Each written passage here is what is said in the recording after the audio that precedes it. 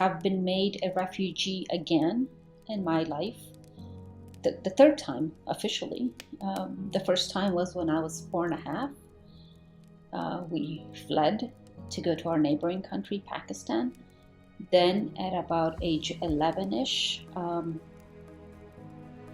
I and my little sister were forced out of school, even though my father was completely fine with it. My family was completely fine with giving a future to his daughters.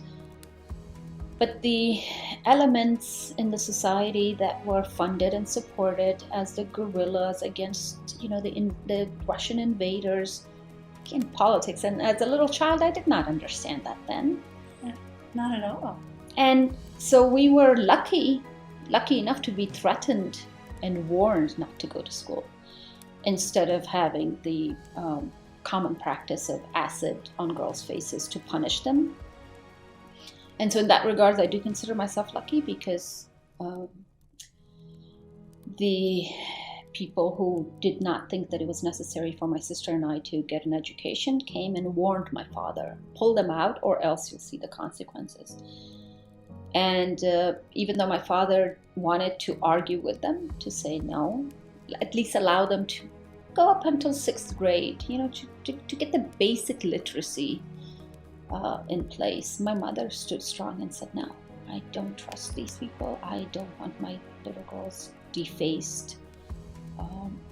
And I don't want them going to school. So we got pulled out of school, and that then resulted in becoming a refugee for the second time, from Pakistan to America, landing in the US in 1988, and then choosing to go back in 2003 and being forced to flee, to evacuate my country that I thought I had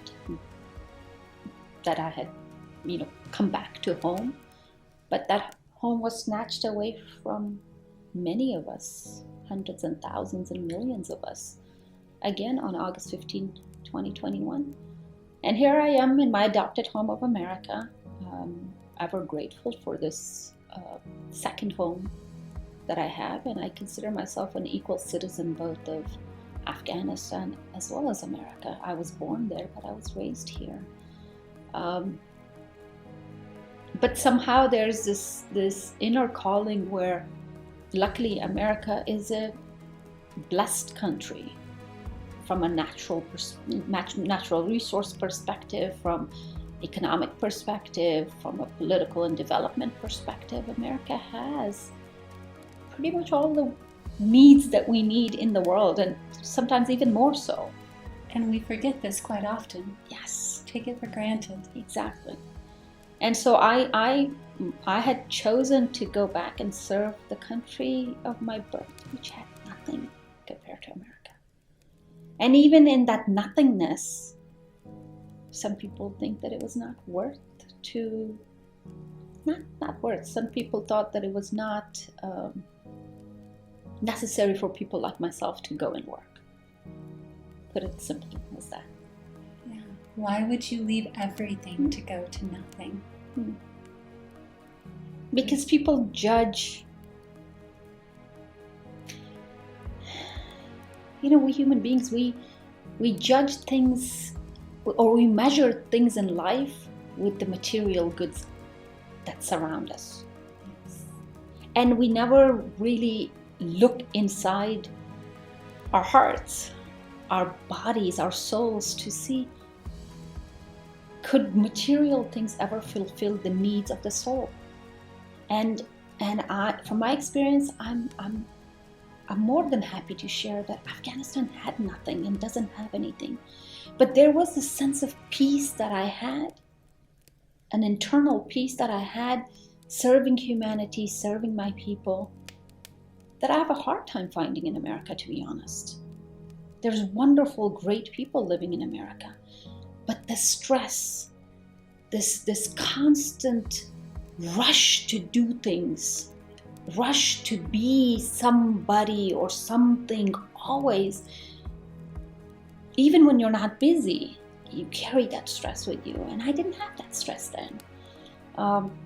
Not only did I not have the stress, but I knew every day that every step that I took in my time in Afghanistan, whether it was working with women, empowering them economically, through working in a school where we were educating the future generation of Afghanistan, to coming and serving as Minister of Education, overlooking one of the largest ministries in the country, as well as serving close to 10 million children across the country.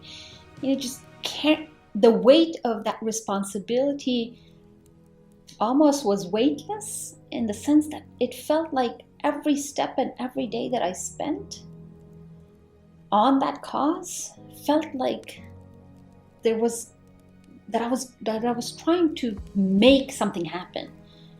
Whereas here, it's wonderful. I mean, I enjoy my life. I have all the things that one can need in life, but you just feel like,